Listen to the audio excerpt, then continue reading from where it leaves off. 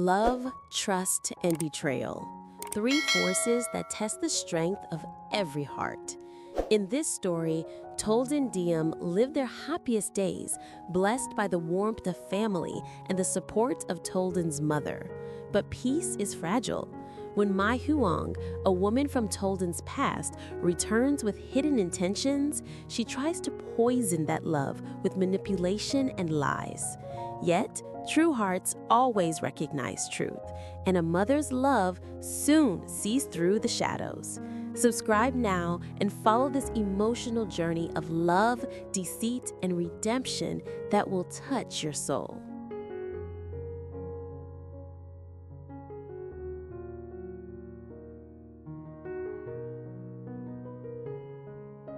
The morning sunlight filtered gently through the white lace curtains, painting soft golden lines across the kitchen table. Diem stood by the stove, her hair tied loosely, humming a quiet tune while stirring a pot of porridge. The aroma of rice and fresh herbs filled the air, simple yet comforting. Behind her, Toan walked in, still in his pajamas, a smile curving on his lips as he watched her move with that calm grace that had somehow become the rhythm of his everyday. Life had never felt this peaceful before. After years of obstacles, misunderstandings, and the long road that love sometimes demands, they were finally here, in their own little world where happiness no longer felt fragile. The small countryside home they built together stood on the edge of a vast green field, where morning dew clung to the grass and birds sang by the window. Every moment felt like a promise renewed, from sharing coffee at dawn to walking hand in hand along the dirt road that led to the farm. Toan often said that Diem brought light into his life, not the kind that shone brightly and disappeared, but the soft, steady glow that warmed the heart without burning it.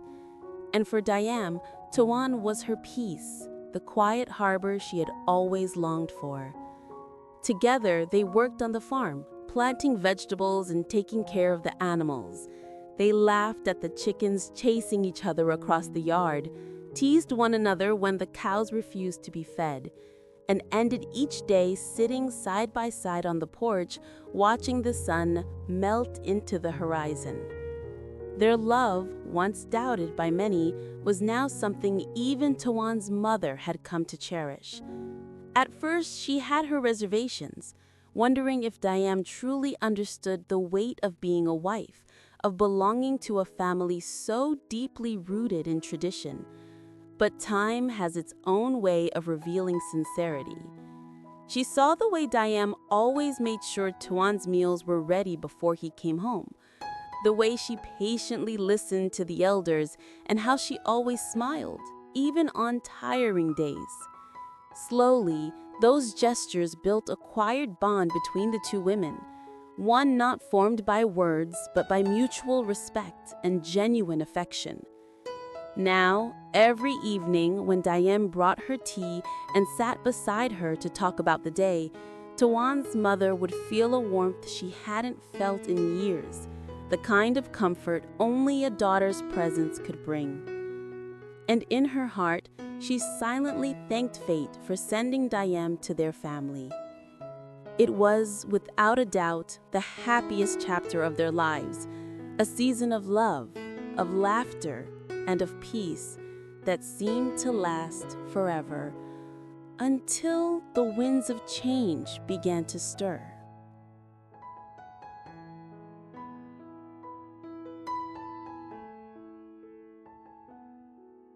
But happiness, as fragile as morning mist, never lasts untouched. One late afternoon, when the sun was dipping low behind the hills, a sleek black car stopped in front of Toan's family home. From it stepped a woman in a fitted beige dress, her perfume lingering in the air long before her voice did. Mai Huong, a name once whispered with both admiration and resentment, had returned. Her smile was as polished as ever, her eyes sharp beneath the sweetness of her tone. Toan wasn't home that day, and Diem was in the garden tending to her tomatoes when she first saw her. Mai Huong waved lightly, her charm carefully measured, and said she had come to pay respects to Toan's mother. The older woman, surprised but polite, welcomed her in. Over tea, Mai Huong spoke with elegance, every word dipped in honey, every glance calculated. She reminded the mother of the old days, how she and Toan used to know each other, how she'd always admired his kindness and loyalty. Then, almost casually, she began to sprinkle her poison. "I was so happy to hear he finally found someone," she said, her eyes downcast. "Though I must admit, I was a little surprised. Diem, wasn't it? Such a simple girl, so different from Toan's world." Her tone was gentle, but her meaning was sharp. She went on, weaving stories that sounded almost innocent, about people who marry for comfort, about women who appear kind but hide their ambition well. She spoke with concern, pretending to care for the family's well-being. And when she noticed the faint flicker of doubt in the mother's eyes, she smiled inwardly, her mission half complete. In the following days, Mai Huong returned with small gifts, a silk scarf, a basket of imported fruits, a promise to help Toan's mother find rare herbs for her aching knees. She knew how to win a heart through gestures, how to twist kindness into influence. At times, she would sigh softly and say, "I just worry that Toan may be blinded by love. Young people, they see what they want to see." The mother listened, silent and thoughtful. There were moments when her hands paused in mid-air, holding a cup of tea as if something heavy had brushed past her heart. She remembered how pure Diem's smile was, how her gentle hands always reached to help, how she never once complained even when work was hard. But now, could it be that she had been too trusting? That night, as Diem quietly prepared dinner, she noticed her mother-in-law's gaze linger on her longer than usual. Not cold, not distant, but searching. It was the kind of silence that felt like a storm brewing far away, still invisible, yet heavy enough to shift the air. And outside, under the dim light of the garden lamp, Mai Huong stood by her car looking at the house with a faint, knowing smirk. The first crack had been made, or so she believed.